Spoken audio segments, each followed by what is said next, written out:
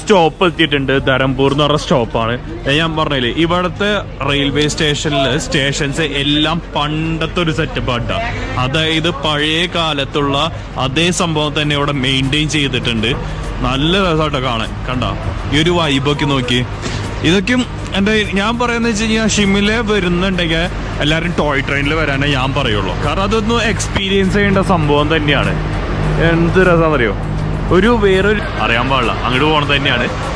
നമ്മൾ ഇങ്ങോട്ട് പോണത് അവിടെ കൽക്കരി മാറ്റുന്നുണ്ട് കാര്യങ്ങളെല്ലാം. അപ്പൊ ഗൈസ്, നമ്മളിങ്ങനെ ട്രെയിനിലിരിക്കുന്ന സമയത്ത് ഇവിടെ കുറച്ച് ഫ്രണ്ട്സ് വന്ന് നമ്മുടെ അടുത്ത് സംസാരിക്കുക. യൂട്യൂബറൊക്കെ ആണോ എന്ന് പറഞ്ഞിട്ട്. आपका नाम बोल? हयात अंसारी। फ्रॉम किधर रोडकी से जी। रोडकी से. അപ്പൊ ഇവരുടെ ഫ്രണ്ട്സ് ആണ്, എല്ലാരും പവറാണ്. അപ്പൊ എന്താ പറയാനുള്ളതെന്ന് വെച്ച് കഴിഞ്ഞാൽ നമ്മുടെ കേരളത്തിൽ മാത്രമാണ് യൂട്യൂബേഴ്സിന് അങ്ങനെ വിലയൊന്നും ഇല്ലാത്തത്. കേരളത്തിന് പുറത്തിറങ്ങി കഴിഞ്ഞാൽ ഭയങ്കര വിലയുണ്ട്. എല്ലാവരും ഒന്ന് കുറെ പേര് ഇങ്ങനെ സംസാരിക്കും, നമ്മുടെ കൂടെ ഫോട്ടോസൊക്കെ എടുക്കും. അതൊക്കെ ഭയങ്കര സന്തോഷമാണ്. എനിക്ക് പേഴ്സണലി ഭയങ്കര സന്തോഷമാണ്. കാരണം കുറെ ബന്ധങ്ങൾ കിട്ടും. അതാണ് മെയിൻ കാര്യങ്ങൾ.